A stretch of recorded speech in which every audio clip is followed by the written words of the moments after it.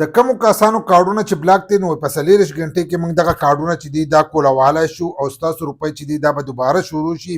دغه شان د ستاسو د عمرې د وجې نه کارډ بلاک کړي، د پاسپورټ د وجې نه بلاک کړي، یا تاسو زیات لوډ کړی یا ته پایلر شوی یا د پاسپورټ د وجې نه ستاسو کارډونه بلاک کړي. دغه شان د ځینې کسانو چې دی سیم نه یې راغستی وایي سیم چې دی دا به له موږ هم درکړو او دا به ستاسو د اکاونټ سره چې دی دا به موږ یو ځای کوو.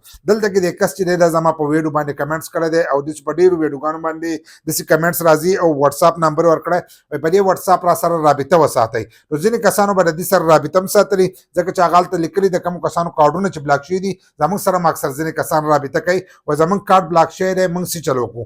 ځینې نوي کسان دي هغه موږ به یې پروګرام کې رجسټر کړو چې موږ ته دا روپۍ میلاو شي.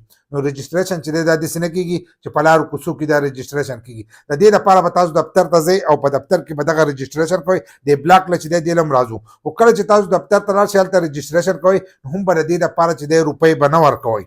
روپۍ به نه ورکوئ که کس تاسو نه روپۍ غواړي نو دغه کس چې دی دا به ګڼکپي لکه هغه له به روپۍ چې دی دا به تاسو نه ورکوئ. دا رجسټریشن چې دی دا مکمل پرېږدئ. نو هلته کې تاسو دغه رجسټریشن کولی شئ. خو د کومو کسانو چې کارډونه بلاک دي نو هغو ته دا میسجونه چې دي هم راغلي دي او ځینې کسانو ورته ویلي زموږ سره رابطه وکړئ او ځینو به د دې لپاره روپۍ هم ورکړي. نو دلته دې کس کړي چې په 40 غنټې کې هغه تاسو اهل کوي او دوباره به دغه روپۍ تاسو ته میلاویږي. دغه شانته وایي رجسټریشن وکړئ په 40 غنټې کې خو شکل تاسو ته نه ښایي خو خالي نمبر چې دی دی ورکړی دی. نو دا قسمه کسانو سره چې تاسو رابطه وکړئ نو هغه تاسو ته موږ تاسو له پلانی کار وکړو او دومره پیس چې دی دا به تاسو رالېږئ. نو که زر یې ور ولېږلې نو بیا لږ ساعت له پس وایي ستاسو اکاونټ کولاویږي د هغې روپۍ راولېږئ بیا پکې بله دغه راوکاږئ د هغې روپۍ نو دغه شان ستاسو نه 10-12 زر روپۍ چې دي دا رانه واخلي. نو چې دغه 10-12 زر روپۍ ستاسو نه واخلي که نه نو تاسو بیا پوه شئ چې سړی چې دی دا ګڼکپ دی. نو چې ګڼکپ دی نو د وس نه ځان پوه کړئ چې دا کارونه په پیسو باندې نه کېږي.